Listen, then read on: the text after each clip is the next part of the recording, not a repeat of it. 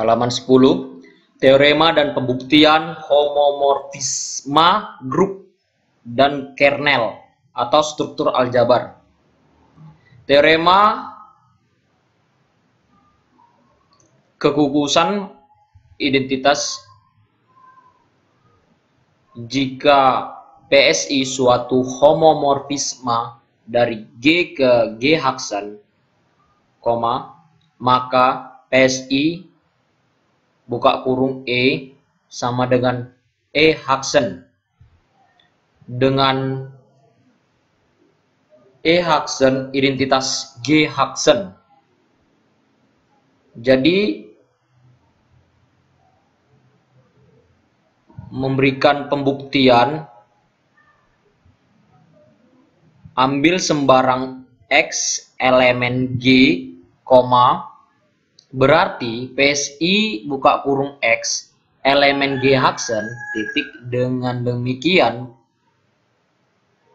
berlaku pada fungsi PSI buka kurung X kali E Haksen sama dengan PSI X. Jadi aljabar penjabarannya PSI buka kurung X kali E Haksen menghasilkan PSI buka kurung X kali E kali PSI buka kurung X kali E Haksen yang menghasilkan PSI buka kurung X kali E. Jadi alasannya karena E elemen G dan PSI homomorfisma, maka berlaku PSI X kali E yang menghasilkan PSI X elemen X kali PSI E. Jadi yang ditulis pada teorema kekhususan identitas ini PSI X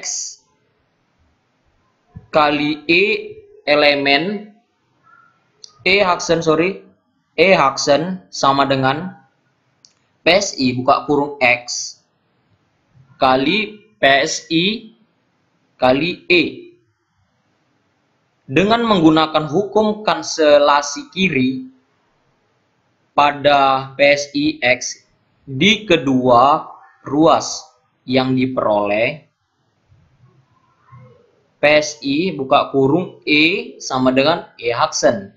Jadi ini terbukti bahwa teorema ini benar-benar kekhususan identitas. Itu memberikan pembuktian. Jadi terbukti hasilnya itu yang didapat PSI E sama dengan E Haksen. Selanjutnya teorema inverse dalam homomorfisme. Jika PSI suatu homomorfisme dari G ke G Haksen, maka PSI X inverse itu inverse-nya itu min 1 sama dengan PSI X inverse, di mana X elemen G yang memberikan pembuktian bahwa digunakan teorema kekhususan identitas buka kurung teorema sebelumnya E sama dengan PSI buka kurung E itu persamaan dari 1. Karena E merupakan identitas di G, maka untuk X elemen G, X min 1. Itu inverse-nya. X min 1 elemen G. Berlaku E sama dengan X kali X inverse. Itu pangkat min 1. Inverse-nya. Koma, sehingga dari persamaan 1 diperoleh E sama dengan PSI kali PSI buka kurung X kali X min 1, pangkat min 1. Selanjutnya, dengan menggunakan definisi homomorfisme, koma, diperoleh E sama dengan PSI kali PSI X inverse 1. Persamaan ini menunjukkan bahwa inverse dari PSI X adalah PSI X inverse, koma, dan sebaliknya. Kita juga tahu bahwa inverse dari PSI X adalah PSI X PSI buka kurung X pangkat min 1. Kenapa min 1-nya ini sama, ini bersama dengan yang E sama dengan PSI X kali X inverse. Ini inverse, ini gak ada pengaruhnya. Berarti koma PSI X inverse sama dengan PSI X pangkat min 1 sama dengan buka kurung PSI buka kurung X pangkat min 1. Diperhatikan bahwa penulisan dari simbol ini, dari hasil ini berarti buka kurung PSI X tutup kurung min pangkat min 1. Itu berarti terbukti bahwa penulisan ini benar. Ya, selanjutnya teorema kernel subgrup normal dari G. Jika PSI homomorfisme dari G ke G Hudson dengan kernel K, maka K merupakan subgrup normal dari G yang menghasilkan pembuktian. Misalkan G, ini bukan GG tapi G, salah ketik, G grup, ini simbol grup dengan operasi kali, bintang kali, dan G Hudson grup dengan operasional, ini O kali juga ini. Ini simbol yang berbeda. Yang bagian pertama membuktikan bahwa K subgrup dari G. Ini bagian dari yang pertama. A membuktikan bahwa K subset G. Dari definisi kernel jelas bahwa K subset G. Dari definisi kernel itu para ahli, itu kernel itu para ahli itu. Yang B membuktikan bahwa K tidak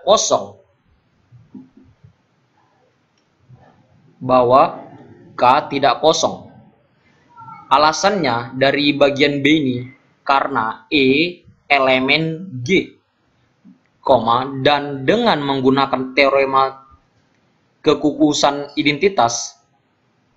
Teorema yang pertama gitu. Dengan menggunakan teorema pertama, PSI E sama dengan E Hudson. Itu sama dengan. Dia pakai teorema yang pertama. Menurut definisi kernel, E elemen K memberikan alasan, jadi K setidaknya memiliki satu anggota yang dari K. E elemen K, ini anggotanya, memiliki satu anggota setidaknya gitu. Paling tidak gitu. Yaitu E. Itulah E. K itu mempunyai satu anggota dari E. Berarti K tidak memiliki himpunan kosong. Ini himpunan kosong. Yang bagian C. Membuktikan ketertutupan operasi biner perkalian. Ini simbolnya, biner kali dalam K. Jadi, ambil A, B, itu termasuk elemen K. Maka, PSI A sama dengan PSI B. Sama dengan E Hudson. Ini dia sama. Itu. Tapi beda hurufnya. PSI A sama dengan PSI B sama dengan E Hudson, sorry, bukan elemen E Hudson. Dengan demikian PSI A kali B sama dengan PSI A kali PSI B. Ini cuma simbolnya yang berbeda. Ini yang biner. Dan ini yang bulat. Operasi bulat kayak misalnya 0 kecil gitu. Sama dengan E Hudson kali E Hudson sama dengan E. Yang berarti A kali B elemen K karena memenuhi sifat keanggotaan definisi kernel. Tuh. Yang bagian D membuktikan bahwa setiap anggota K memiliki inverse di K. Gitu. Jadi, ambil sembarang A elemen K, sehingga PSI A sama dengan E Hudson berdasarkan teorema inverse dalam homomorfisme. PSI A inverse, ini inverse min 1 sama dengan PSI buka kurung A tutup kurung min 1. Ini sama. Gak ada bedanya, ini tetap sama. Ininya apa namanya, minusnya sama kayak variabelnya gitu, sama dengan E Hudson inverse. Tuh, itu di luar minus satunya, pangkat minus satunya sama dengan E Hudson.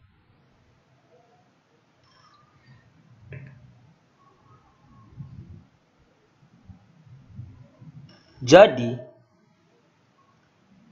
A inverse elemen K. Jadi itu ini hasilnya gitu. K ini K ini diubah. Awalnya ini E Hudson. Jadi diubah ke K untuk mengambil turunannya gitu. Penjabaran dari hasil yang ini, teorema inverse dalam homomorfisme ini. Hasilnya ini. Jadi dia mengalami turunan itu. Dan alasannya karena K subset G. K itu tidak sama dengan himpunan kosong. Di mana A, B, elemen K.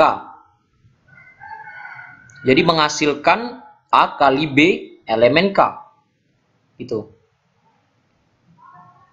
Dan bisa juga dibuat di mana A elemen K menghasilkan A inverse elemen K, maka simbol dari K subgrup dari G.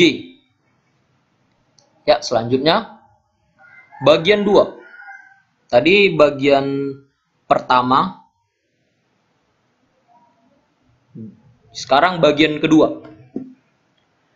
Membuktikan bahwa K subgrup normal dari G untuk di mana X elemen G, K elemen K. Akan ditunjukkan bahwa X dikali K kali X inverse itu pangkat min 1 ya, tetap elemen K, atau bisa ditulis PSI buka kurung X kali K kali, ini bukan bintang kali ini, sorry guys, ini kali X inverse sama dengan E Haksen, bukan E mutlak Haksen. Ini salah tulis juga, sorry ya guys. Perhatikan bahwa dari PSI X dikali K dikali X inverse yang menghasilkan PSI X dikali, ini beda simbol lagi. Tadi ini biner, ini operasi kayak angka-angka gitu, misalnya logo atau apa gitu. PSI K kali PSI X inverse. Karena K elemen K besar, ini bedanya cuma ini yang kecil, ini yang besar. Maka PSI K sama dengan E Haksen, sehingga ditulis dari turunannya ini, tulis maka PSI X kali K kecil kali X inverse sama dengan PSI X 0 ke 0 ini K E Haksen kali PSI X inverse.